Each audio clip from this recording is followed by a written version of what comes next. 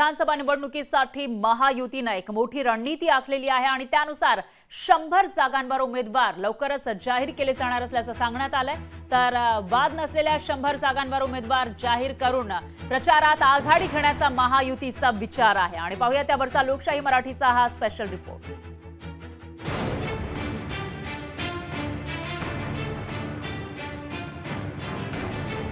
महायुती जाहीर करणार 100 उमेदवार। प्रचारात आघाडी घेण्यासाठी महायुतीची रणनीती, घोळ टाळण्यासाठी महायुतीचा आक्रमक बाणा। लोकसभा निवडणुकीत जागा वाटपाच्या घोळामुळे निवडणुकीच्या पहिल्या टप्प्यानंतर कोणता पक्ष किती जागा लढवणार हे स्पष्ट झालं होतं। उमेदवार निवड आणि जागा वाटपाच्या घोळाचा फटका महायुतीला लोकसभेत बसला होता। विधानसभा निवडणुकीला हा घोळ होऊ नये याची खबरदारी वरिष्ठ नेत्यांनी घेतली आहे।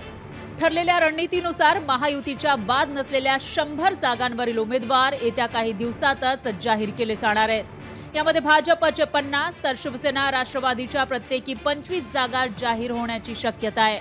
100 जागा जाहीर झाल्यास त्या मतदारसंघात आक्रमक प्रचार करता येणार आहे। शिवाय उर्वरित 188 जागांच्या वाटपावर लक्ष केंद्रित करता येणार आहे।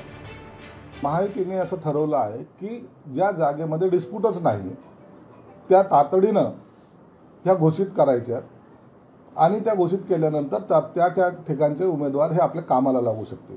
सर्वच जागा या लवकरात लवकर डिक्लेअर करण्याचा महायुतीचा प्रयत्न आहे आणि त्याचा निर्णय सुद्धा हे तिन्ही नेते घेणार आहेत। लोकसभेत जागा वाटपाचा घोळ झाला नसता तर शिरूर नाशिक सारख्या जागा जिंकता आल्या असत्या असं महायुतीच्या नेत्यांचं म्हणणं आहे। यावेळी असा कोणताही धोका पत्करण्यास महायुतीचे नेते तयार नाहीत। ब्युरो रिपोर्ट, लोकशाही मराठी, मुंबई।